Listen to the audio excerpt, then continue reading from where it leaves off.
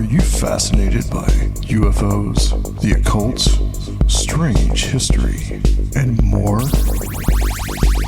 On October 14th through the 16th at SIR Nashville, the Strange Realities Conference 2022 will take place. 3 days of exploring the mysteries of the supernatural, history, UFOs, the occult, and much, much more. Featuring presentations by Steve Berg, Micah Hanks, John Tinney, Adam Gorightly, Tim Banal, Christopher Ernst, Samantha Engel, Recluse, Nathan Isaac, Melody Blackthorn, Dr. Future, Soraya Askath, Timothy Ritter, Aaron Goulias, Delaney Bowers, Olaf Phillips, and David Metcalf, with workshops by Kiki Dombrowski, Ren Collier, and Michael Hughes. Come join us in Nashville or online. Tickets are available at strangerealitiesconference.com. Find out what everyone is talking about.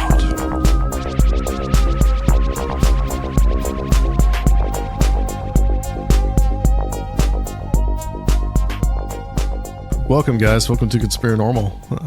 Strange Realities Conference is coming up here pretty soon in October, and we hope you guys have gotten your tickets. We'll just go ahead and lead with that. StrangeRealitiesConference.com. But tonight we've got a first-time guest, and I'm really happy to have him. Been doing some research on him for the last couple of days. It's Dean Bertram, and I will introduce him. Dean Bertram has a PhD of history from the University of Sydney, Australia. His doctoral dissertation was titled Flying Saucer Culture, an Historical Survey of American UFO Belief. He is a filmmaker, writer, and co-host of the podcasts Talking Weird and Mysterious Library, both of which are part of the Untold Radio Network. Dean has programmed for several film festivals and has been running them since he launched Australia's oldest and most respected genre fest, A Night of Horror International Film Festival, in 2006. He is currently the festival director of Midwest Weird Fest in Eau Claire, Wisconsin. Dean, welcome to the show. And you also have a Wikipedia article, I noticed. Oh, I do. Well, thank you for having me, Adam. It's a delight to be here. I'm really honored to be here. So thank you. Yeah, it's great to have you. I want to talk about kind of like just like a grab bag of topics, because you are really interested in a lot of the same type of material that we are interested in on this show. And hopefully we can kind of dig into some of this tonight. But quite an interesting bio and some of the things that you've done. One thing that I ask everybody is how you got interested in a lot of these topics and how that fits in with doing like the horror film festival and these type of things. Well, I was I guess somewhat of a nerd as a kid. I loved all types of genre materials, horror and sci-fi and things like King Kong and Planet of the Apes and Star Wars. I was a kid of the 70s, so that stuff was prevalent and it was everywhere. But how I got into, I'll share a story with you, which is more interesting than normal. I was a fanboy because I was. But how I got into my interest in UFO belief really started, and this is a personal paranormal story, which I don't share a lot. I've shared on Talking Weird, and I think I've shared on another show. When I was probably between 4 and 5, it's hard to tell that type of age, because your memories are a little bit hazy, which is part of the whole story. I had a recurring dream or bedroom visitation, but it happened multiple times regularly, that a little man came and took me away. And when I say little man came and took me away, I should qualify. He didn't look anything like a gray extraterrestrial. He wasn't, anything, even at the time, I probably hadn't been exposed to close encounters of the third kind yet, but I hadn't even thought of him as a gray extraterrestrial in my memory for at least a couple decades afterwards, which I'll get to. But he'd come and he'd take me away, and he was, I suppose, goblin-esque in stature. He was stunted and I suppose somewhat powerfully built, stockier than me, but probably about my height. He was always kind of, as I remember him, kind of, either angry or grinning. Like his face never looked like it was, at peace. It always was, not pleasant. But he used to take me away. And that's why I say that. It's how I've always thought about it. The little man took me away is the way I think about it. And I have no recollection of where I ever went to, except one very clear memory. And that clear memory is after the little man took me, and I have no recollection of traveling to the place. It was just, from my dark bedroom, boom, to this brighter lit place. there were lots of tall beings, I'll use the term being because I don't know what else to use, standing around us. And when it happened, or at least in this memory, I didn't think of them as anything other than adults, because as a child, as we all know, I know I have a daughter now, and I know what it's like when, excuse me, when I'm at an adult function. There's a kid, a kid will pull on your leg. It'll be running around between everybody's legs. Your daughter will want your attention, or your son will want your attention. I assume when I was little, I would probably pull on my mother's legs wanting attention as well. And that's what I remember in this dream. I remember pulling on something's leg, which was next to me, thinking it was my mother. And the thing bent down, and its face was, I don't know, less than a foot away from mine. And whatever it wasn't human. It also wasn't a grey extraterrestrial. I don't like saying what that thing is or what it looked like, because I've seen so many horror and sci-fi and fantasy movies, like we all have, that I think I contaminate the memory if I start to say what it might or mightn't have looked like. But it didn't look human at all, and it scared me. And that's as much as I can remember of that time I was taken. Now, I suppose the denouement of the story, which is the fascinating part, and again, I'm guessing, I've always thought it was probably except for a brief period I'll tell you about in a minute, I've always thought it was probably my subconscious just working through something, my psyche when I was a kid. But their visitations eventually ended. And when they ended, I knew that night the little man was coming. I remember this very clearly as well. I knew the little man was coming, and I knew if I went with him, I'd never be coming back. Like, I just somehow knew at a very deep level I would not be returning. So when the little man came, I fought with him. And when I say fight, it wasn't like boxing or punching or anything, but struggling with him. And I remember on top of my bed, struggling with this little man. And it's a very real memory. It's very similar to other memories I had, or I have, from being a little boy, when you have, playground tussles with other boys rolling around and wrestling. I have another one as an aside, which is very similar. I remember wrestling with another boy at a kangaroo zoo park when I was a kid in a sandbox. And the memory is very similar, like rolling around and fighting. They're very similar physical memories. Now, we all know memory's flawed. This happened a long time ago. And I'm not even sure how much of it is, happened in the real world. But then again, I'm also, a big fan of people like Patrick Harper and Henry Corbin, who suggest this imaginal reality. So, which is somehow feels more to the recipient like it's real. Anyway, this is becoming a very long story, but this is, I suppose, how I got into my interest in UFOs. I'd stopped thinking. I became interested in them after that event, and I never tied the two. I was again a kid in the 70s. There was In Search Of, there was Bowie singing about aliens. There was, Sure. ET stuff everywhere, right? Mm-hmm. All the sci-fi movies, but I never put the two together. And I put away my interest in UFOs when I hit high school. I kind of, moved on, and I didn't think about it anymore. Around college years, like I would have been in my 20s, I happened to pick up a copy of Edith Fiore's Encounters, which was, a book that came out after Hopkins' Intruders and after Strieber's Communion. And when I read that book, I was like, good grief, because in the book, she's, a psychotherapist who deals with supposedly abductees. And there's all these scary stories about alien abduction. And she writes at the beginning, you might discover when you're reading this book that you have forgotten memories, or you'll remember a dream, or you should keep a notebook, because if you're reading it and your heart starts beating faster, or you feel uncomfortable, make records of when this happens. So she kind of set you up in the introduction. If you have any adverse reaction, you're an abductee. I knew nothing about the field at this stage, really. And I would just start to think, the little man memory came to my mind. And I was like, my goodness, am I an alien abductee? And I don't think I am an alien abductee. But that's what I suppose drove my initial genuine adult interest in the UFO phenomenon, because as a result of that book and as a result of my own uncertainty about my experience, I started just consuming everything I could. And eventually that led to me thinking, I'm spending all this time reading UFO stuff. And afterwards I discovered Keel and Valet and people who made me think about the topic a lot differently to the more nuts and bolts ETH people. And I thought, I could do this academically. Why spend all this time just reading about this and thinking about it? I might as well put it to some use. So that was what I suppose really drove me to get into it at an academic level. In looking for your thesis, I was looking at some other websites trying to find it, and Dr. Michael Heiser actually has a pretty good summary of a lot of these kind of like theses that are based on UFOs and ufology, and it's kind of surprising how many people actually do that. And like Dr. David Jacobs, that was his thesis about it. So your thesis was specifically really about like a survey of American UFO belief system. So what made you pick that over some other country, or like your home country? What made you pick the American experience specifically? Well, I think the American experience is the experience, at least on the broader consciousness idea of what UFO belief and extraterrestrial visitation is. Now, I'm very conscious that if you go to South America, you get different experiences, and you go to maybe Africa, you get different experiences.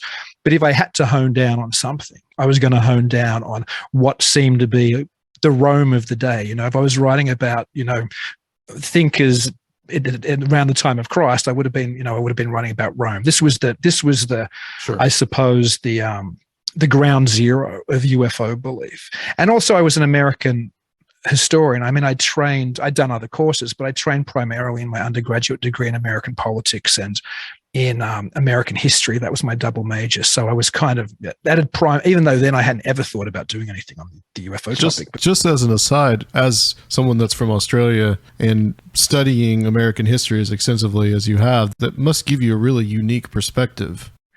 I think probably. I mean, I love this country, and I think being aware of its history has made me love it more. It's like all countries, it's flawed, but America has done a better job than anywhere else of, I think, addressing problems and reassessing and moving forward. There's something very unique about the American experience. We were mentioning briefly before the show about the French Revolution and the American Revolution. If you look at the changes that happened from the American Revolution, as I mentioned, it was a fairly bloodless revolution. Now, of course, the Civil War was the reverse. It was very, very bloody. But Right. That initial big change compared to France, I mean, that resulted in Napoleon destroying half of Europe. You know what I mean? Like we didn't have to do that here. There's something about the American experience which is about reimagining oneself, I think. So I've always really appreciated that. Yeah, it's interesting. I just wonder how, that's a whole like other range of discussion, but I just wonder how that you don't have a cursory kind of grasp of American history. You have a big grasp of American history because you have a PhD in it. And so, yeah, that's interesting. But what goes along with that is what makes the American UFO belief really unique. Like, is there something that makes it more unique than, say, another country's would be? Absolutely. And what that is I think, well, not I think, I know. It sounds rather conceited, but I do. It has an awful lot to do with the post-war years onwards. So you can't talk about UFO belief, almost period, certainly not in America, without acknowledging that it comes to exist during the early days of the Cold War and the early days of the space race. And America was the foremost country in the West involved in both of those operations. They were the main bastion against communism, and they were also the main people racing for the moon in the West. So people living in America lived far more, I think, focused on that position of America in the new global world order that had sprung up post-World War II. And as a result, the type of national security state that became established in America coincides with the birth of the flying saucer phenomenon and with Roswell. You can't talk about Roswell and you can't talk about any of the ideas following without understanding that, yeah, this is born at the same time as the National Security Act's written. This is born at a time where American democracy, in a sense, closes or spaces close. So Area 51 and the idea of Roswell bodies and things being recovered and shipped off and hidden, and the idea of Hangar 18 in the early days, and the idea of all this government secrecy and the MJ-12 and everything else, which gradually from 47 onwards into the 90s grew to be this incredible X-Files type mythology, which is what I always use because people tend to know what X-Files means. That belief system couldn't have been born out of a country which didn't have the national security state as along with that kind of intent interest in space exploration in the early days. Maybe the USSR could have occupied something like that, but they didn't have a free press in order to get these ideas around. And also it's not an allegory. You know what I mean? Here it's kind of an allegory for and I'm not saying whether it's real or not, we can put that aside, but it stands very much for what's happening in a secret level and where we need to find out what's going on in that base. If you went up to a secret base in Russia and asked to see what was in it, you would have just been disappeared. I mean, that's the reality. Wherever you sit on the political spectrum, so the free press is part of it. The other thing is there's no Donald Kehoe able to be able to be petitioning the government for secret information, forget straight to Gulag. So, yeah, exactly. That's pretty much what would have happened. And there were scientists who were interested in the UFO phenomenon in Russia, but it wasn't handled in the way that our government knows all the secrets and let's pry it out of it, which was always part and parcel of the UFO experience in America. Forget about the reality again, even from the very early days, like of Keogh, or even beforehand, even like, when Kenneth Arnold's investigating at Maury Island, there's this idea that people are, covering up things and there's a secret, and then go through to Kehoe. Well, it isn't X-Files level paranoia yet. It isn't the government, in allegiance with some aliens which are abducting us en masse and hiding us under the Dulce Mesa and experimenting on us, or whatever the devil it becomes. But even then, Kehoe's quite clearly saying the government know about this. They're hiding it. Maybe it's for national security, but surely they can give us some of the secrets. So it's so tied. It's so tied up with the deep state, I guess, for lack of a better term, that you can't even talk about UFO belief without talking about that, I don't think. That's a very good point. Yeah. You think because of all that, a more conspiratorial bent to a lot of the UFO material in the United States? Yeah, absolutely. I think that there's lots of academics who've written about the paranoid strain in American thinking. Again, before the show, we were talking about how the Illuminati is looked at and, whatever else. And you can trace these ideas of a belief in conspiracy and how it's always been part of the American experience, and then how it becomes part of the American UFO experience. But I think some of it is fair. I'm not saying there really is a UFO conspiracy, but again, I think when you live in a culture where you can't get in this secret UFO base, and the secret US base, which is presumed to be a UFO base, or you can't get access to this document, or you get a Freedom of Information Act document, which is so redacted you can't even see what it says. When you have these secret spaces, I think that it's going to formulate more and more conspiracy theory. And of course, speaking as an American historian, often people talk about the American Civil War being the formative event in American history. I think people are right, incidentally, as an historian. I think the formative event in American UFO history is the Condon Committee report.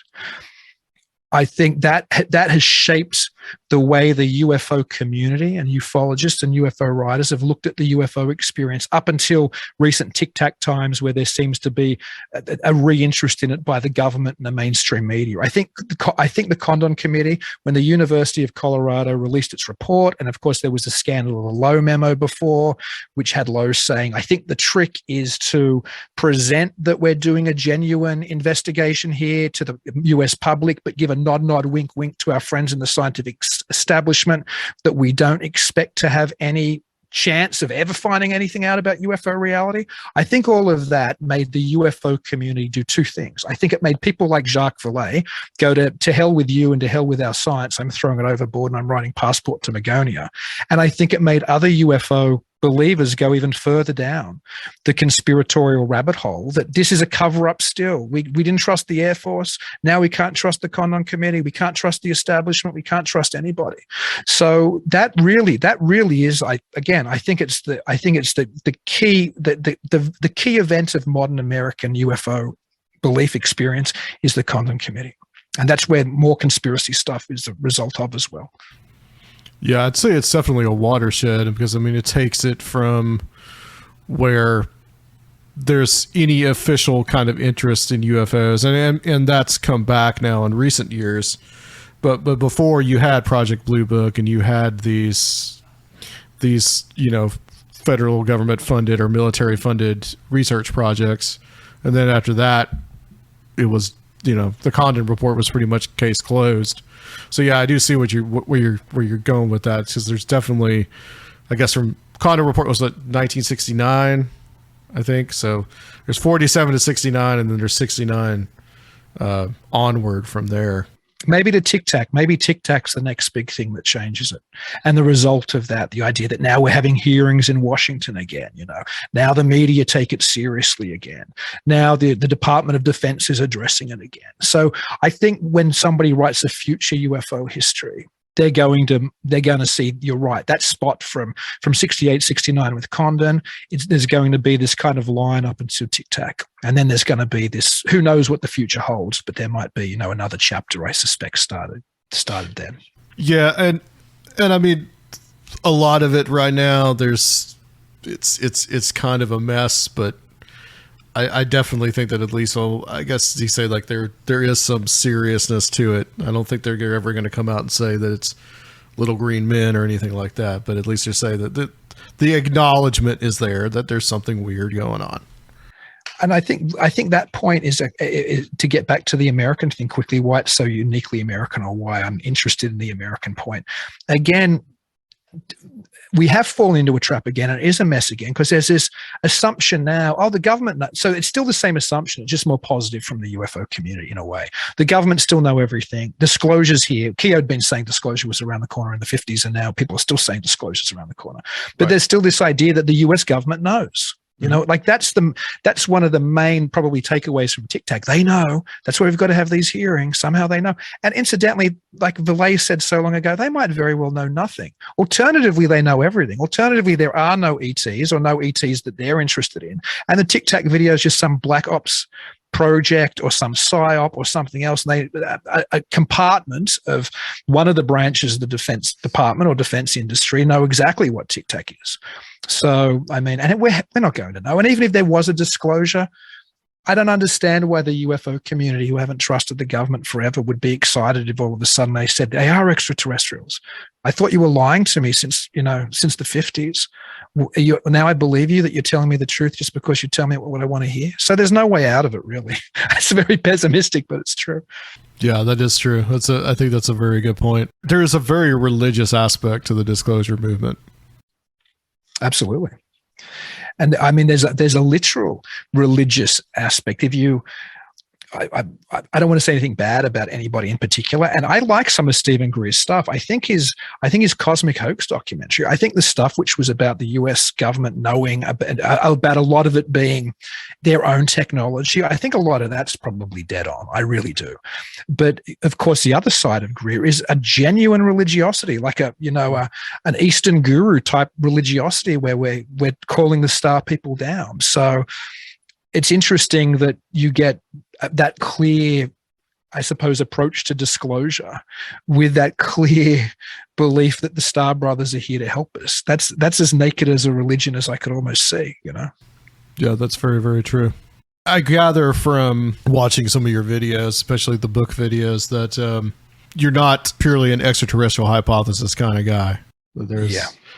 Especially you mentioned Valet and this, and we were talking before about our good buddy Joshua Cutchin. There are those folkloric kind of aspects around UFOs. Big question I wanted to ask was the influence of folklore upon UFOs and alien abduction, because we could make the case that we might be dealing with two separate things. But that influences on the past folklore, that influences those memes. And then now, in turn, going into the future, UFOs have produced their own kind of folklore. Yeah, that's a very good point. I think the influence of people like Keel and Valet on my thinking is obviously considerable. I don't think you can look at the UFO phenomenon as a phenomenon, or the UFO phenomena, because let's be honest, it's very likely more than one thing anyway. We can get to that as well in a minute. But if you try to approach it the way, say, Bud Hopkins did, the late Bud Hopkins, who would never, ever for a moment contemplate that ET abduction might be similar to things which were going on in fairy faith, that's also, I news and exaggeration. I met Bud. He was fine. I spent some time with him. He was very friendly. But if you talk to him about the potential of there being a correlation between alien abduction phenomenon and fairy abductions, for example, you just say that's stew pot thinking. There's no pots of gold or rainbows at the end of an abduction story. Well, there's very few pots of golds and rainbow in any fairy stories I've ever read as well. Right. So I think for us to approach it, if we want to approach it phenomenologically and not look at what's gone on in the past, and as you said, Joshua Kuchin does that very well. Of course, Valet had done that in the past. Keith Thompson, John Keel, Ted Holliday, a lot of people have really done some great work on that. Thomas Bullard, lots of people have. I'll get to the UFO being a new folklore in a minute, because I think that's the case. I think more and more that was my little daughter in the background saying, "I'm here, Papa." She's hiding behind the green screen. She was downstairs being good. I think more and more it's something I'm actually reworking my dissertation or parts of it into a book at the moment. I've been doing it for a while, and one of the things that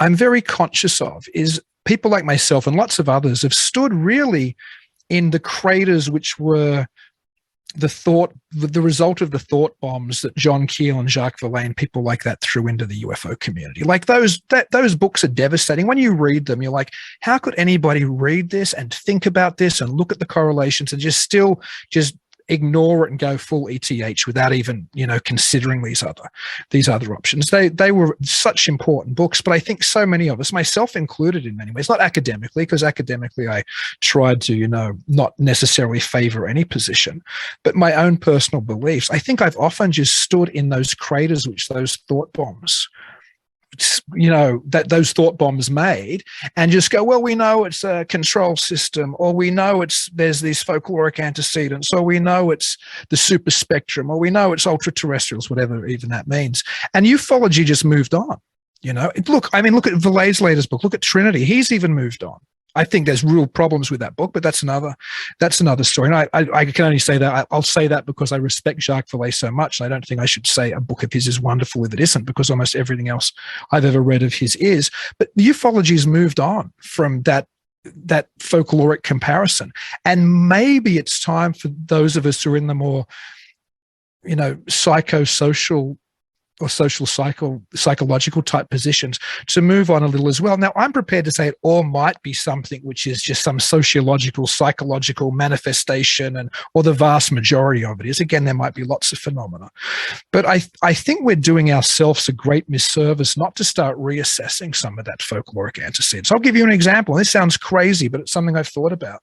And this is just a thought experiment. And Mac Tonnies did a little bit of it in the crypto-terrestrials, but he still thought they had a technology. What if there was a supernatural race? And we don't like to talk about that at all. We like to say there were fairies and they were technological, the way Tony suggests, or the way ancient astronauts suggest. They had a technology, whatever. They were able to use cloaking devices like the Klingons or something when they hid from us, or, But what if there was a genuine supernatural race that did coexist next to us? And it is now the same race which is abducting people. And the way that fairy faith talked about fairy glamour, in other words, if you grew up in the Emerald Isle 200 years ago, you knew every encounter. If you had an encounter with the fairies, it was all BS. That magical castle that you visited was just a dirty, cave in a hillside. That wonderful feast was just horse dung. That beautiful fairy was just an old crone.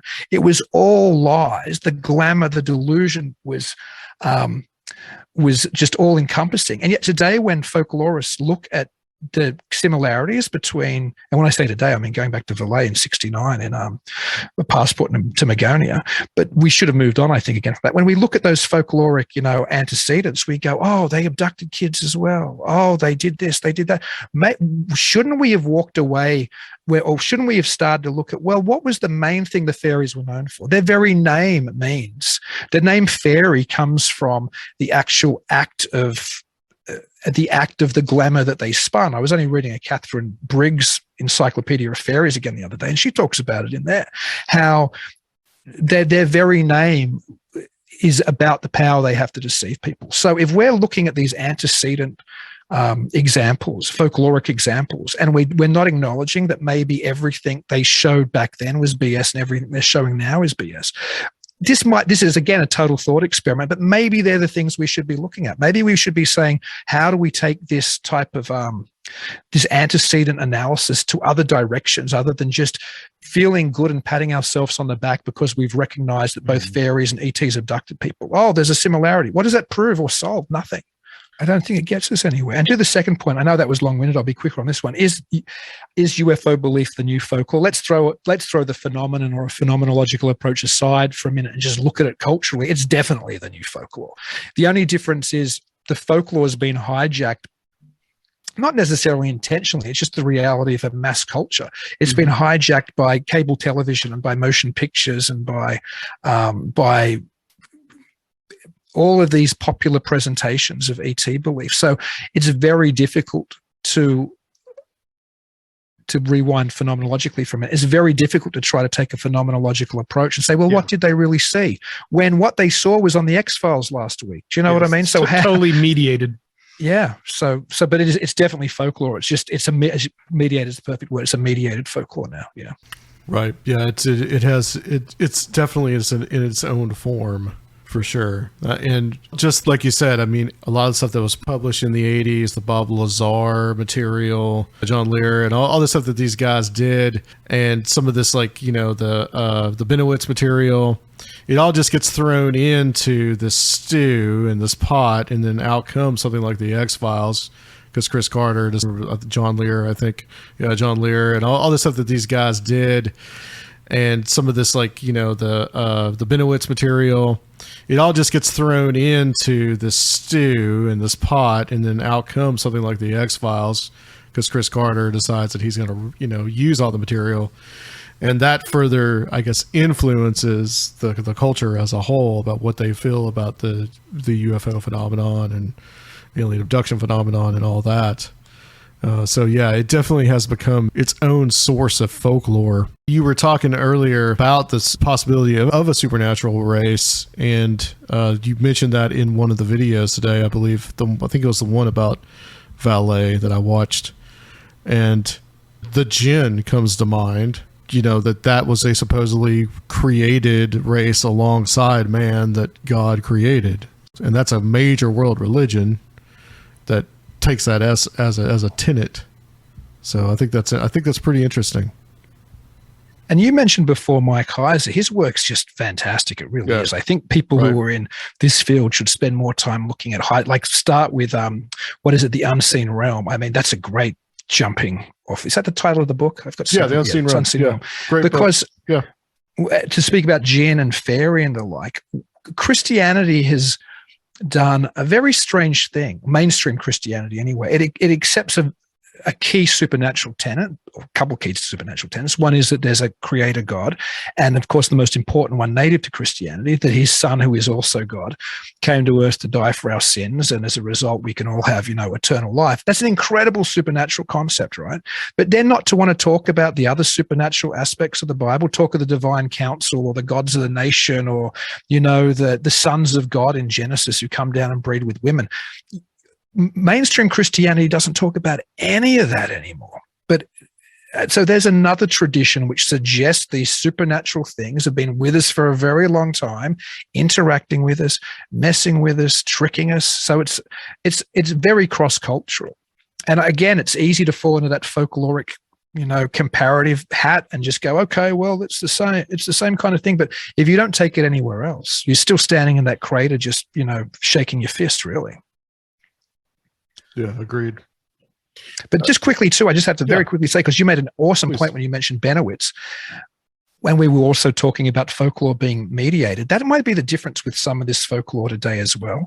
There's a very good case, I think, to be made, and it's a case I'm happy to make myself, and I agree with it, that most of modern X-Files mythology, ufology, again, the idea of crash sources and secret underground bases and MJ-12 documents and, all of this type of stuff was created by a small cadre of guys, maybe with higher up intelligence pulling their string, or maybe just lower level intelligence operation with some of their assets, playing around with these ideas. And of course, we're talking about Richard Doty, we're talking about William Moore, we're talking about the rest of the Avery. Initially, we're perhaps most familiar with it because of the manipulation they did to Benowitz, but also to Linda Moulton Howe and to other people. And then the greatest irony, of course, is at the MUFON Symposium in 1989, William Moore, arguably one of the most important ufologists of the day, gets up and admits to all of this stuff, being involved in all of this stuff.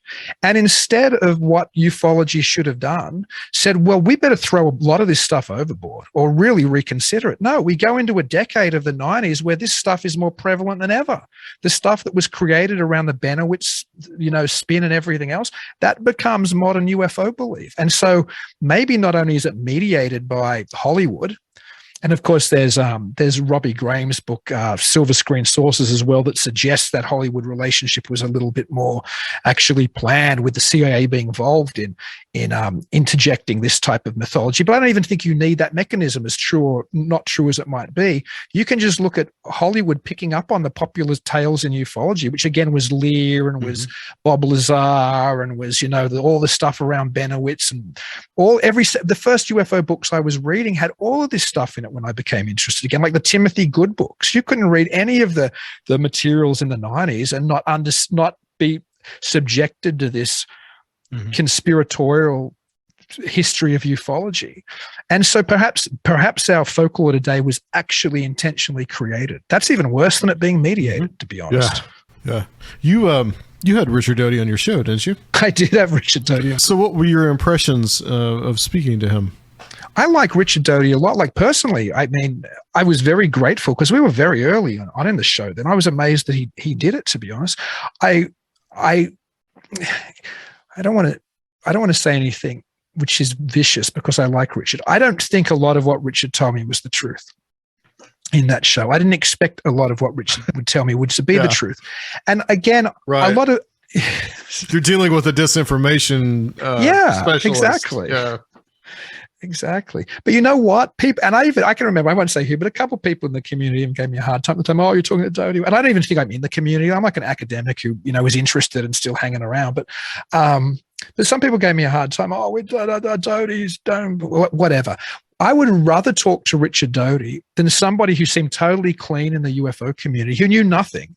At least Doty might be slipping in, some item of truth, because he knows. That doesn't mean he knows the bigger X-Files conspiracy. There mightn't even be one. But he was there at ground zero creating this stuff, for goodness sake. Yeah, and I would really say, people would fall into a conspiracy there, but I really think that, they did that for a very specific purpose, which was to cover up what were they doing, like drone technology or laser technology, probably some pre-SDI kind of stuff. And they did that for that one specific purpose, to kind of get Benowitz off their back, to make him think that it was aliens and it just ballooned from there, And then what I find interesting, though, on top of that, because I agree with all of that, I think that's a very spot on analysis. But I wonder, I asked Richard on the show, and I think he denied having anything to do with it. But I know the documentary Mirage Men makes a very strong case that Doty was also the person who totally behind the Serpo story, and he's out of the service by then. So let's just say for a minute he denies it, but let's say he was the person who initiated the whole Serpo legend, the idea, like at the end of Close Encounters of the Third Kind, we sent up our astronauts and they left behind some of their ETs. Let's say Doty did create that. If he created that, then why? Was it just because it's fun to still play with the UFO community? Or was it because he's still operating in some sense that they want this story spun? When I say they, I mean the AFOSI or whoever he still or might not still be working for. So then it becomes a whole other can of worms. Were these people just rogues and they were just doing, they just went rogue and were doing their own stuff after that Benowitz story? Or were they still spinning these type of stories for some greater purpose, which we might never know?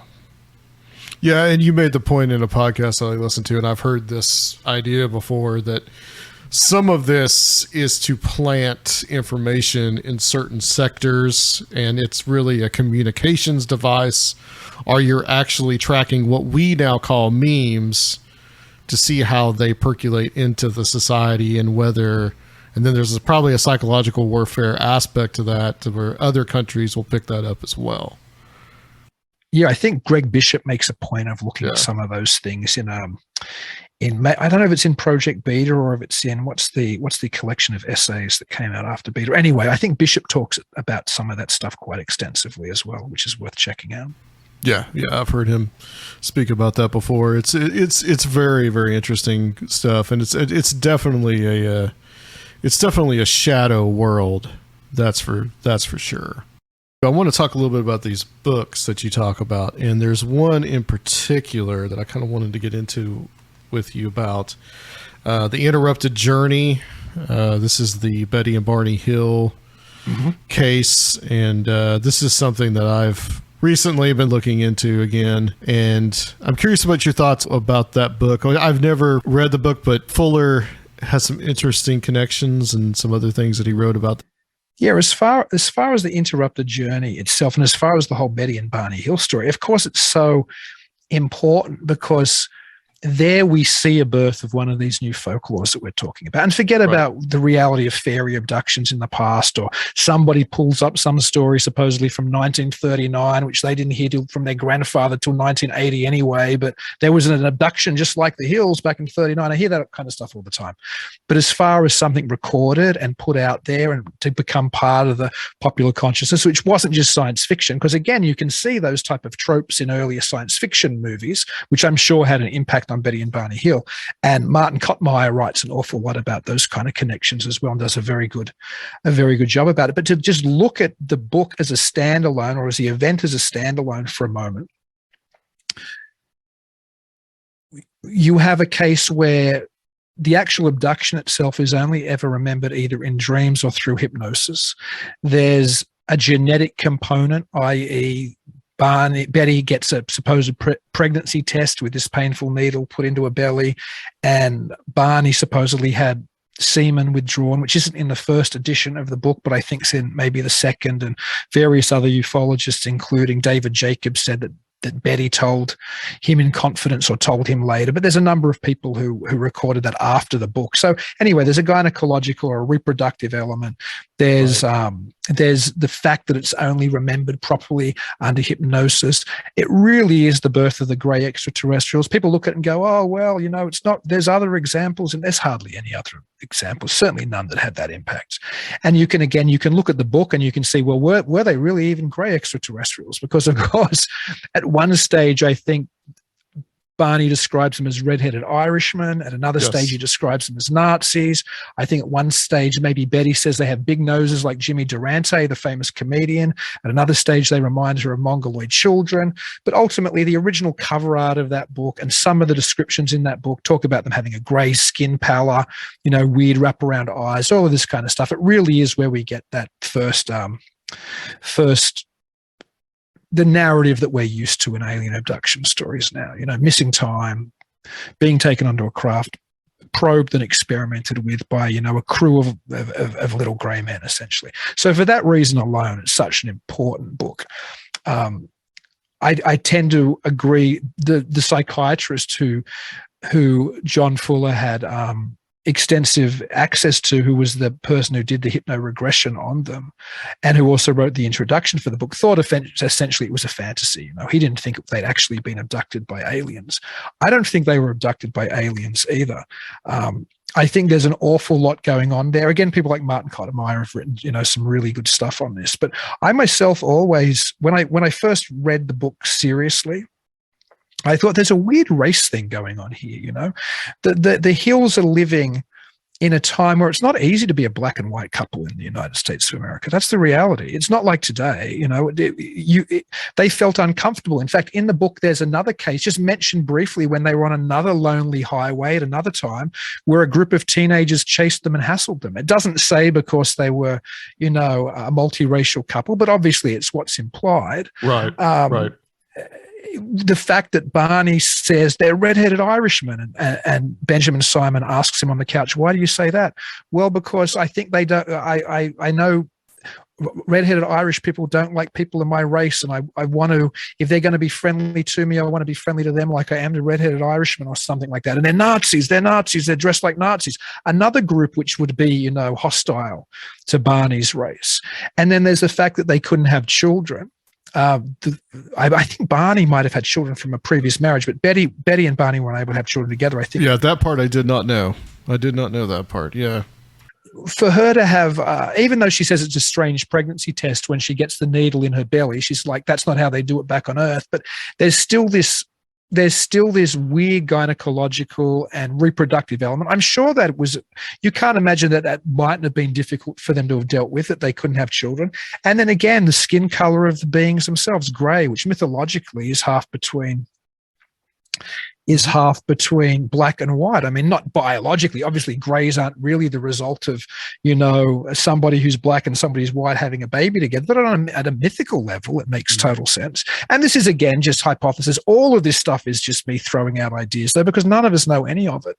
So, yeah, but there is something very important about that book and that account. And again, it mightn't have any basis on the fact that they were abducted by ETs, but just somehow that began to inject that idea. And of course, there was a TV movie made afterwards, and then we start to see more abduction accounts become more and more like the Hills one, until we get, of course, into the mid-'80s when we have, Strieber and Hopkins, dominating the New York Times bestseller, and then everybody seller lists, and then everybody knows what it looks like. But before Betty and Barney Hill, nobody knew what an alien abduction looked like, except people who watch science fiction movies, because of course, killers from space and invaders from Mars had all those tropes in them, kind of, or a lot of them anyway. So, well, before Betty and Barney, you have Orthon, you have Adamski's Venusians, and you have these space brothers. I mean, this is basically what you have, the contactee movement. And then after, yes, I mean, from Betty and Barney Hill on, the gray aliens begin to come into the picture more and more and more. And it's interesting. The movie, I think, is called The UFO Incident. I think it's interesting because one of the criticisms, or the skeptic criticisms of the Travis Walton case, is that they saw that movie, him and the other logging crew guys, and that they made the whole thing up to cash in on some National Enquirer thing. So it's interesting that movie had been shown before the Travis Walton case hit. I mean, make that what you will. I mean, I don't make any judgments on that, but as far as the Betty and Barney Hill case, I often wonder, I lean towards the more kind of the mind control kind of theory on that hypothesis. It almost really has just about no real evidence, just as much as the alien hypothesis does. But it fits in, you can kind of bring it much more down to earth with that hypothesis. It's interesting because when you really look at it, what they see before, you mentioned the guys with the big nose that look like Jimmy Durante, and they're really looking at, they said that they saw these 5 foot to 5'5" guys. And I mean, that's normal size probably for that time period. It's normal size now for a lot of people. And it just seems that that's what they encountered. And then when they start having these dreams, and that morphs into the aliens. And there is that camp in the alien abduction literature that would say, well, when they saw Jimmy Durante looking guys, short little guys, that was the screen memory. The real memory is the actual aliens. Well, I mean, I would say that, well, it's probably the other way around. And them being a mixed race couple in 1961, not only that, but the fact that they were activists in their community would have made them targets possibly by whatever organization, maybe the CIA. I mean, there was COINTELPRO, which was FBI, that was going on at the same time. So, and just as you said, there was a history of harassment against them too. So there's just some weird aspects to it. One of the things that struck me was, Betty asked the leader person, she asked him, can I take that book home? And he tells her she can take the book home. Well, there's never a book, and it just seems like to me that this is something she was probably saying. It's like in like kind of this really drugged up state. And she has this real pleasant experience where Barney has this horrifying experience. And it almost seems like they're testing two different things, or they're testing the what would happen to these people. And then the dreams come, and then they go, what I didn't really know about the case was that I thought everything came out with Dr. Simon, and it does. But what happens is like they go to the media. I think they go to NICAP, I believe. They go to NICAP, they go to the media, they start talking about it. Then Simon becomes interested in the case. And he's the one that brings all this stuff out in hypnosis. Simon's interesting too, because Simon was an army doctor. And one interesting thing that I found out just doing the research for something else I've been doing is that he was a consultant on a film by John Huston called Let There Be Light, which was about these World War II soldiers. It was a documentary coming home from World War II, dealing with PTSD. And, hypnosis was a technique used for PTSD. So I found that is just these kind of interesting connections. And, that could be another one of these things that just like whatever our intelligence agencies were doing, these experiments that were going on, they didn't mean to, but they probably unleashed this kind of meme onto the culture. So it's not only a cover for the UFO mythos isn't only a cover for potential technology, but it's a cover for experimentation on civilians. Yeah. And Fuller is interesting too. I actually get this from Nick Redfern, so all credit to him. And we've talked about it on this show. Fuller is interesting because before he wrote Interrupted Journey, he wrote this other book called The Day of St. Anthony's Fire. And that was a book about that village in France that supposedly ate bad ergot and started experiencing all these hallucinations. But incidentally, across the Swiss border was a manufacturing plant that made LSD. And this village had some communist sympathies. And this was about in like the 1940s. And I believe like Frank Olson was involved, who later, falls to his death. If you're familiar with that whole thing, that's kind of tangential. But Fuller also made this statement about that Richard Helms was going to give him, and he was going to write a book about the MK Ultra stuff. Well, the book he instead writes is Interrupted Journey. So it's all very circumstantial, but it's just like there is somewhat, I think, of an alternate hypothesis that what could have happened. And what you were saying kind of lends to it, because all these different everything that you're saying is like it's very psychological. And these could have been the perfect people to mess with psychologically. Yeah, that's fascinating. Interestingly, talking about Helms and talking about maybe some government operation to hoax an alien abduction, Richard Doty, I believe, says he knows Richard Helms and spent some time with him. He also talks about government psyop alien abductions. Now take that, take both of those with a grain of salt, perhaps. But there you go. We were only talking about Doty and the Avery before, so there's another roundabout connection to the type of theory that you just put forward. And again, these things, I think it's worth speculating about all of these things, because I believe, speaking about Joshua Kitchen, I saw a post he did. I won't go into anything personal about it because it wasn't personal, but he was just essentially said that, people often put down theoreticians in this field and they want more people out there with boots on the ground. I actually think we need the reverse. I think there's so much noisy data. There's just piles and piles of it, and people out there gathering another UFO story from another UFO witness to add to a catalog of hundreds of thousands of these things already. I don't see how that's got us any closer to anything. I think there's I'm not saying people shouldn't be investigating, whatever, but to suggest that that's where the value is after people doing this for the last, 80 years, I'm not sure if that is where the value is. I think more people need to be thinking about these type of alternative theories and looking at the data we already have and seeing what ties into this type of speculation and what doesn't. Maybe that's a better way forward. To be honest, I think the only two ways forward, if there is a genuine, I think there's multiple.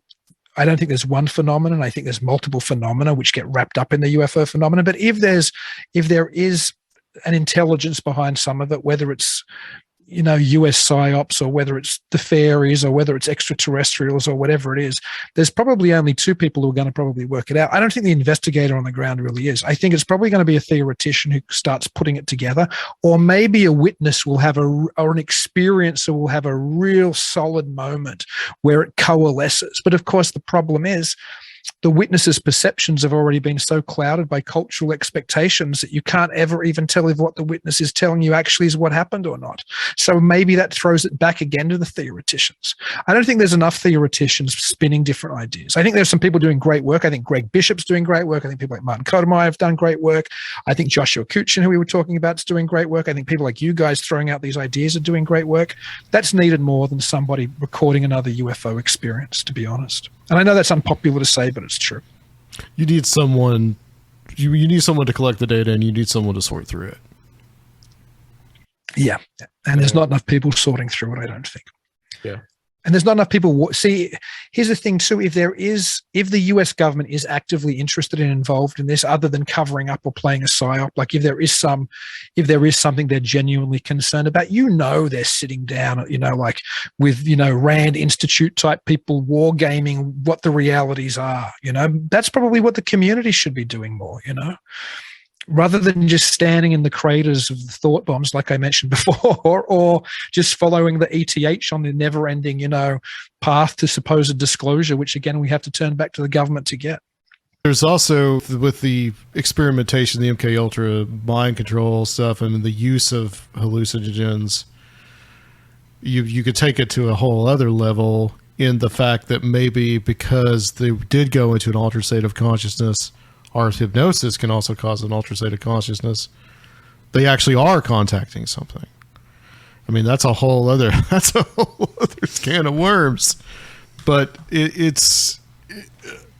just have to, I think you really got to the mind control stuff appeals to me because I think that it makes sense in a lot of different ways. Just as the same way that certain aspects of like the Roswell case, that you can explain some of it as some kind of, experimental aircraft that wasn't a weather balloon or this type of thing. Yeah, certainly Nick Redfern writes about a more insidious Earth-based conspiracy behind Roswell in what's it called, Body Snatchers in the Desert, which is a very interesting book. Yeah, and Terence McKenna, of course, suggests that altered states of consciousness might get us through to something on the other side. And I love theoreticians, and I love ideas, and I love people who aren't 100% certain. And when you were talking about whether it's a psyop or whether it's opening our eyes to something else, one particular person who came to mind is PK Dick. And I think PK Dick has a lot to tell us about the UFO mystery inadvertently. He doesn't talk about it a whole lot, although he does mention it a little bit in his exegesis.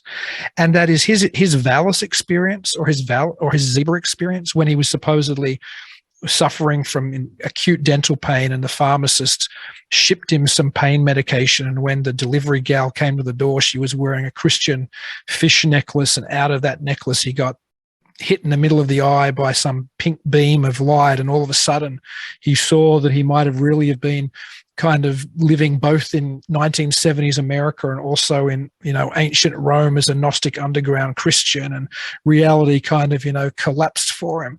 But going forward, he had all these different ideas of what the source of this intelligence was. Was it some living sentient plasma, like a messianic God being, or was it the Soviets operating some kind of mind control system on him, or was it just an extraterrestrial satellite beaming down messages?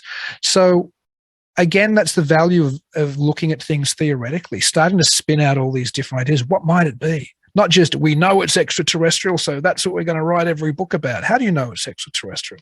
How does John Keel know it's, as much as I love him, how does he know it's the super spectrum? You know, how do I don't know, Mac Tonnies know it's, you know, a parallel race living on Earth? You know, we don't know any of this stuff, but unless we start playing with ideas more comfortably and looking at how, as you said before, the people who've collected the data, how that data might fit these ideas. And that's problematic too, to be honest, because the data is so noisy. I mean, it's so difficult to even get signal out of the noise. And I think that's something Vallée was always, that was probably one of the most valuable things Vallée was conscious of, and he was very valuable, he still is, but to just point out how noisy the data is. Like, where's the signal? How do you find the signal? Yeah, it's a very good point. Kind of move on about the books as well. You mentioned one, Great God Pan. I guess this is more of a fiction type of story. Yeah, that's the famous Macon novella, I guess, short story. But it's interesting that that Macon came to be so involved in the occult movement. He became a member of the Golden Dawn, and Berger and Powell's in their Morning of the Magician suggests that, well, they say actually that, you know, occultists were telling him that he'd somehow kind of cracked the code without having to do any esoteric rituals. Like, that book described exactly what the reality was. And that book essentially is that, without making it a very long story, a scientist works out a way of reaching, or thinking he's able to let somebody reach some kind of spiritual, you know, level of nirvana, or, you know, high awareness, but it actually drives the woman insane. And then as a result, the child that she has is somehow connected with the supernatural or part supernatural. And that all this almost surgical ritual then goes on to affect all these different people. And I suppose that very much does ring true with a lot of occult ideas, that you can, you know, that you can achieve something by, you know, especially today, you can achieve something by putting on the God helmet. You know, you can affect the brain to have a religious experience, or you know, this alternative experience. So I still think Macon's Great God Pan is worth reading, and certainly a lot of occultists in the late 19th, early 20th century thought that he discovered something important in that book. So did Lovecraft, of course, who was influenced extensively by Macon. You described it as like it was kind of a symbol for this kind of old undercurrent or older belief system that permeated. Yeah. So, of course, Pan's kind of, I guess, we all know who the great god Pan is, you know, but he's kind of, I guess, yeah. And in that book, whether he's real or not, he's an allegory for this other force, you know, that comes through by interfering with one woman's brain, and then it kind of opens, you know, the doorway to the other side, which, of course, we also see in Lovecraft. Plenty of Lovecraft stories, like From Beyond would be an example of another way of scientifically manipulating the brain to let us, you know, see what was on the other side. So perhaps because in that period of, you know, in the late 19th, and when Lovecraft's writing into the early 20th century, science has tended to surpass religion, but there's still this maybe hope that we can get to that state we want to get to through some quasi-scientific methodology. And by the way, Lovecraft was a total atheist. He didn't believe any of that. He was just writing cool, weird fiction. But Macon certainly was a genuine, you know, believer in the other side, and, you know, the power of, you know, occult ritual and the like. But it certainly seeped its way. And it's interesting, and we were talking about UFO fiction being, you know, interconnected with UFO belief. This interconnectedness, of course, goes back to the 19th century, because you look at people like the Irish poet Yeats, you know, who does more than anyone else to popularize fairy lore, who's also a member of the Golden Dawn. Or you look at Macon, who's writing this occult type of story, but then it goes on to actually impact beliefs of other occultists. So there's this weird give and take between sometimes the imagination of the writer and that kind of deeper occultic imaginal. Sometimes they intersect, which I find fascinating, actually, that there is that connection. Maybe our imagination, as occultists said about Mackin, maybe we find the doors through other ways sometimes anyway, ways that we're not expecting. Another one that interests me that you talk about, Dragon and the Disc. This is the F.W. Holiday, also author of the Goblin Universe, which I've talked about on the show before. They're both great books. Yeah, The Dragon and the Disc's fantastic. Of course, it comes. I love books which are a real. And I talk about this sometimes on my old show, My Weird Library, and now I do a new version with another host, Jason McLean, called Mysterious Library. So we go a little bit more in depth now. But what I love is these books, which were a real product of their time. I mean, you can argue every piece of literature is a product of its time, but the ones that you can clearly see, because Dragon the Disc, I think, is a fantastic book. Yet you can still at the same time see that it's very much influenced by von Daniken, or the idea that ancient cultures and ancient artwork and ancient, structures have been misinterpreted by mainstream archaeology. So the point that Holiday makes in that book is that the title, The Dragon and the Disc, is his term for what he believes was a Bronze Age religion in the British Isles. And they worshipped essentially the disc, which was, he believed, like literal flying saucer type things, but he looked at archaeological evidence which previous people had said were representations of the sun or the moon or female breasts, and they're really representations of flying saucers. And then he looked at the other side, which he thought was the more satanic side. So the disc was the more godly side. The dragon was the more satanic side, and he suggested that the dragons may have been literal, like they may have been, as he suggested in his book before that, I think the Great Orm of Loch Ness or whatever it's called, that these might have been carboniferous giant worms or something, but that people encountering them labeled them dragons of the day, and they were the dark side, the dark balance to the disc. So all of this, Neolithic or Bronze Age, artwork has these two different types of tropes attached throughout. And of course, by the end of the book, he starts to speculate more and say, well, maybe these things are related, and maybe it's also related to ghosts, and maybe it's also related to, the fairies, all types of paranormal phenomena. Maybe there's a root source that all of this is coming out of. So, and that, of course, is also clearly influenced probably by John Keel, who I think's Operation Trojan Horse hadn't come out that long before, and they were certainly colleagues. They communicated back and forth. But it's such a more interesting way of looking at the Loch Ness Monster, of drawing this wonderful historical bow and saying this is part of this old tradition of the dragon and the disc, and maybe they're somehow related in this tableau of weirdness and high strangeness, which all of the mythology we have comes from the same source. It's much more interesting than a book which says it's a plesiosaur, at least for me. Right. So, the whale theory is interesting, but that's Ken Gerhardt's main theory. I think there's a prehistoric whale, right? I think that's what Ken's put forward, I think. I mean, people put it forward before him, but I think that's the one he likes the most. Does he mention Crowley and Beliskin House? Does he mention that in the book? I should. Yeah, I think in one of his things it talks about.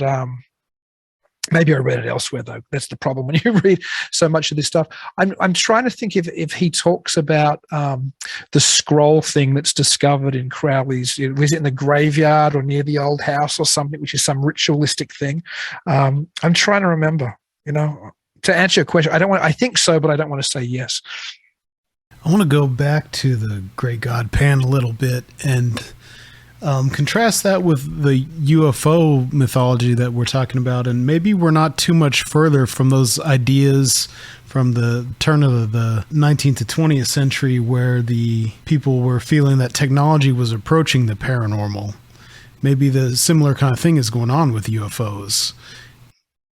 I think you're absolutely right. I think that when we look at any of these type of 19th century and onwards traditions, you can't divide it from whether people who are believing it or putting it forward very much believe in technology and scientific advancements, or whether they're writing in response to scientific and technological advancements.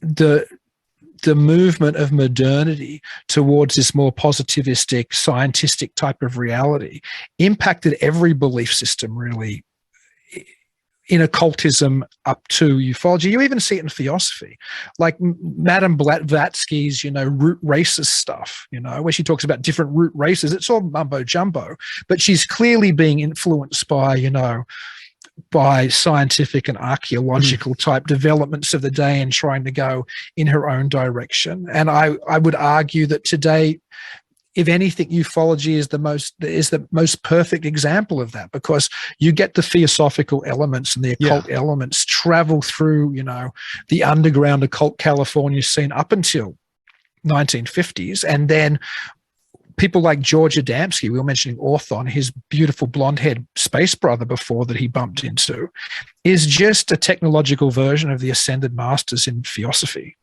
Yeah. So I think that you're absolutely right. All of ufology has such a combination of traditional, older, occult and religious belief systems just mingled in with science fiction and our assumption of what space travel is or what the future's going to look like.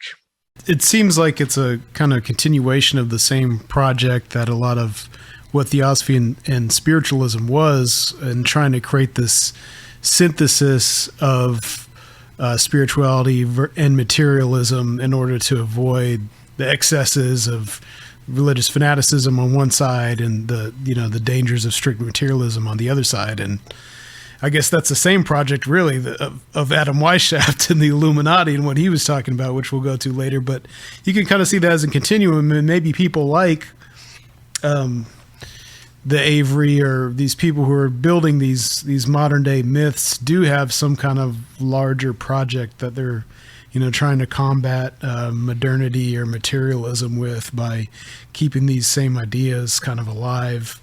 I'm open to that too. That is interesting. I think if people are sitting back trying to work out some fusion to go forward to keep a richer belief system. I mean, I'm not closed to that, but I tend to be a little more cynical. I tend to be honest. If I favor either side, I favor the non-materialist side when it comes to the explanation of these things more so. And as somebody who has a great interest in Charles Fort, of course, as well, who's really the grandfather of ufology, and one of his biographies, he's even called, I think, the subtitle, the inventor of the supernatural. So, which is a massive exaggeration. But my point is, Fort's thinking certainly impacted the way that we look at the paranormal and we look at things today. But it didn't impact it, I think, the way Fort wanted it to. I think people who walk around today calling themselves Fortians use it as a phrase to mean, well, we know Fortian phenomena thanks to Fortian Times keeping it popular, which is a wonderful magazine. We know Fortian phenomena can be everything from ghosts to UFOs to Bigfoot to everything in between. I'm interested in all those things, so I'm a Fortian.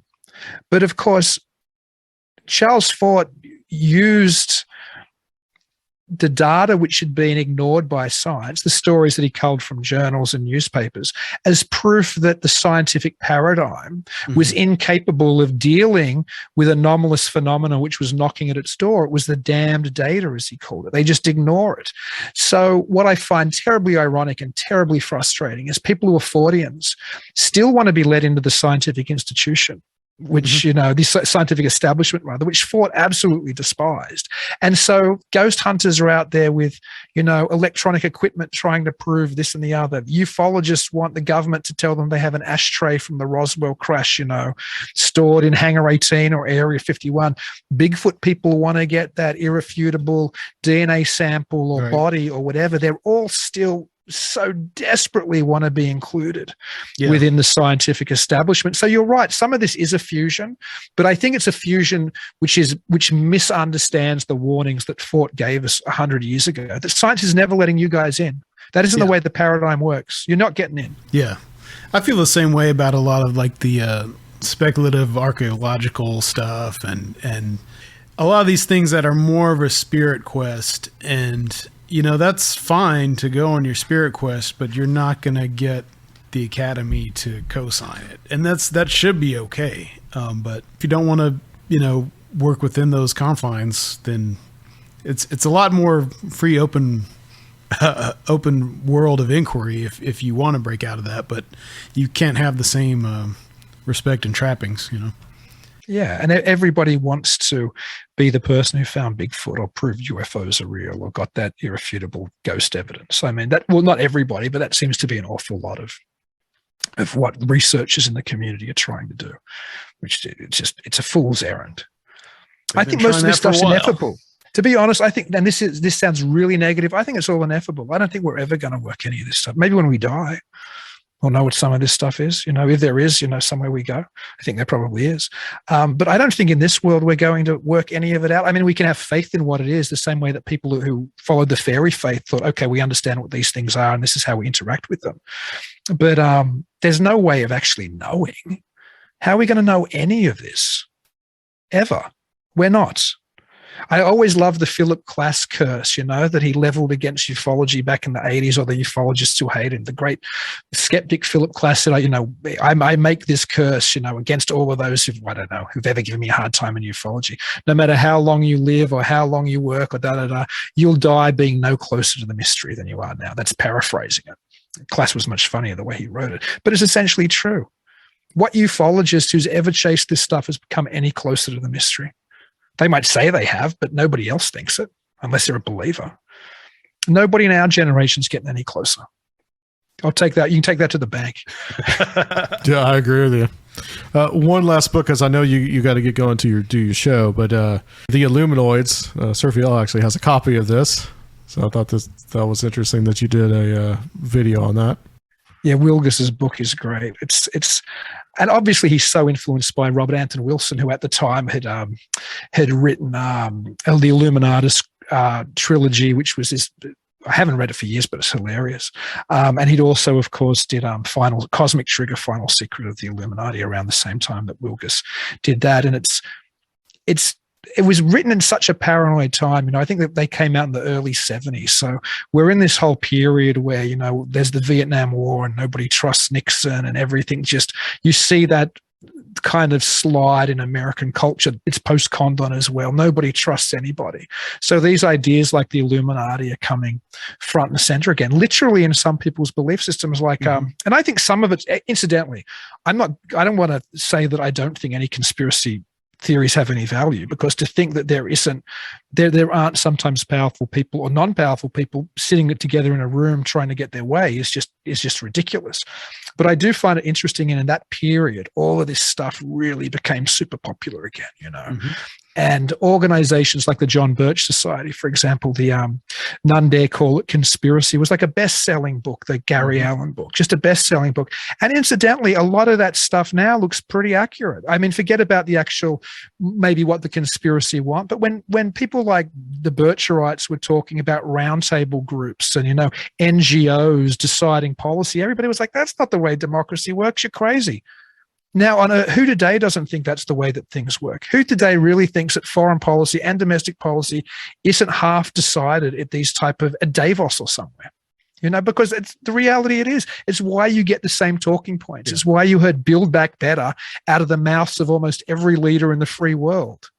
Did their PR writer just all decide Build Back Better was the phrase that was our new phrase? Or was that a talking point that came down? Whatever the reason, it was a talking point that came down.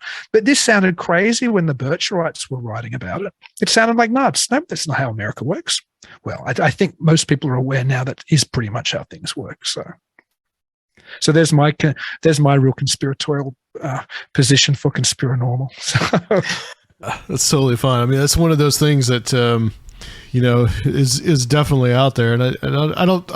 It's one of the things that I just don't find like too surprising, really. And you definitely have like things like Bohemian Grove as well. That there's policy is made in other ways than people normally think that the government functions. There's definitely extra governmental things, and you brought up in that like Tragedy and Hope and Carol Quigley and how he felt that actually they should come out in the open because he really admired. I guess he was really talking about like the round table groups and all that. Well, the Anglo-American establishment, that was his. That was what he wrote about. from Cecil Rhodes on down, And of course, Carol Quigley, which is just so hilarious, was a mentor at Georgetown to Bill Clinton. So when Bill Clinton's president, he makes a number of speeches. Oh, I'd like to thank Carol Quigley. And of course, all the John Bircherite people who'd, been reading about Carol Quigley for forever were like, this is some kind of code. It's the same way as when George Bush would say, we're preparing for a new world order. All the people who were the Bircherites were like, they're saying it in the open. It was the same when Clinton talked about Carol Quigley. I think my bootleg copy of Tragedy and Hope has a Bill Clinton quote on the back. I think they started doing that. I think I've got an old one, so it's before Clinton was. It's before Clinton, but that's fascinating that they've got it on there now. That's awesome. Now they just do that. Well, Dean, this has been great. I mean, we really enjoyed talking to you tonight and getting to know you a little bit. Can you tell people where they can find you? And you're doing a couple of different video shows, really. I mean, YouTube. I mean, and I know that they're also in podcast form as well. Yeah, thank you. I've been doing with my girlfriend a show called Talking Weird now for, I don't know, we must be going on almost 3 years. We've just moved that to the Untold Radio Network, which you can, I believe it's untoldradio.am.com, or go and find it on Facebook or YouTube. So we've just moved now. We've only done one show there. Untold Radio AM is the brainchild of Doug Hychek, the creator of Monster Quest. He's created this new podcast network, which we're just delighted to be a part of. So you can watch that live every Saturday night at 11. No, we're now 10 p.m. Central. We're an hour earlier. So 10 p.m. Central, you can watch that on YouTube, on Facebook. I think it even might hit Twitter, or you can download the audio podcast later. And also my new show, which I'm just about to record the second episode for tonight, also on Untold Radio Network, which, as you kindly mentioned before, Adam, a number of times, used to be a little show called My Weird Library, where I just talk to camera for 10 to 15 minutes about a book I dug. And you can still find that on the Talking Weird page on YouTube. But the new show, the new show Mysterious Library, is also on the Untold Radio Network, and that's live every Tuesday night at 9 p.m. and then afterwards it goes out to podcasts as well. But you can watch it on YouTube or Facebook also at the Untold Radio AM pages, which is easy to find. Excellent. Thank you, Dean, for coming on. We'd like to remind everybody that Strange Realities Conference is coming up October 14th through the 16th in Nashville, Tennessee, and also online. $70 for in-person tickets and $30 to get those online tickets. Sergio can tell you where to also find our Patreon. We've been a little lax on putting stuff up there lately, but if you guys want to support us, there's plenty of stuff there. If you're going back to 2016, so... You yourself can become an Illuminoid by joining our Patreon at the various levels of initiation for a fee, of course, with the International Association of Conspirinormalists, the mystic crew of Conspirinormal in the ancient circle of strange realities. Check us out at patreon.com/Conspirinormal. All right, guys, we want to thank you for listening, and we'll be back next week. Next time we'll be continuing on with our Strange Realities previews on Conspirinormal. StrangeRealitiesConference.com.